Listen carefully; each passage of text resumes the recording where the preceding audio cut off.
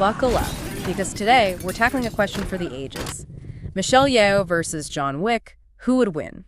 Ooh, now this is a good one. It's a face-off of epic proportions, and I have a feeling you might have some thoughts on this.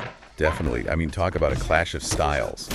This is a matchup that really gets to the heart of what makes a fighter a fighter. So let's break it down. Michelle Yeoh, you've seen her. You know what she's capable of. Right.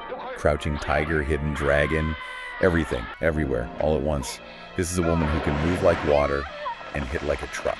And her martial arts background is no joke, right? Like, she's not just playing a master on screen, she lives it. Oh, absolutely. We're talking years of dedicated training in multiple disciplines. Wushu, taekwondo, she blends them seamlessly. And that's what makes her so dangerous. Unpredictable. Exactly. One minute she's using those lightning-fast kicks to keep her distance, and the next she's closing the gap, taking you down with some intricate grappling technique. It's a mesmerizing blend of grace and power.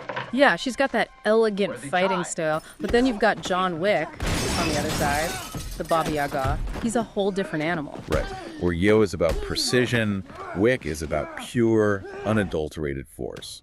He takes a beating, but he just keeps coming. It's honestly kind of terrifying. And you can't forget the arsenal he brings to the table. It's not just martial arts with him. This guy knows every weapon under the sun. And how to use them, let's not forget that part. Brazilian jiu-jitsu, judo, gunfu. He's like a walking encyclopedia of combat techniques. But here's the thing with Wick. He's not just throwing those skills around randomly.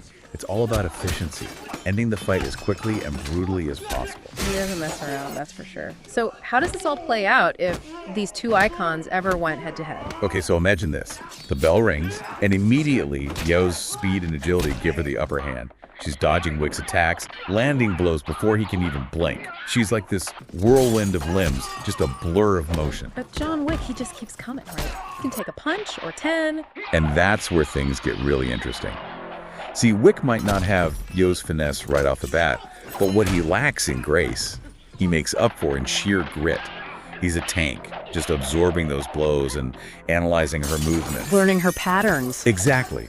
And that's the thing, the longer the fight goes on, the more dangerous Wick becomes. He's a master at adaptation, tuning the environment to his advantage and exploiting any weakness he finds. So it becomes a war of attrition? Essentially, yeah. Yeoh might have the advantage early on. She can dance around Wick for a while, land some hits, but her stamina, it's not limitless. And Wick, well, Wick seems to draw strength from pain. It fuels him almost. Exactly. He's driven by this almost primal rage. And in the end, I think that raw determination, that iron will, gives him the edge. He'll wear her down, find an opening, and when he does, it's over. Yeah. You know, listening to you break it down, it's clear that both of these fighters are at the top of their game. It's just a shame they'd have to fight at all. What if they teamed up instead? Can you imagine that kind of power duo? Now there's a thought. Imagine those two fighting side by side. The possibilities are endless, and that's what's so great about these hypothetical battles. It's not always about who comes out on top. It's about appreciating the unique skills and strategies of each fighter and seeing how they stack up against each other. Makes you think, doesn't it? Absolutely. And on that note, we'll leave you all to ponder the epic team-up of Michelle Yeoh and John Wick.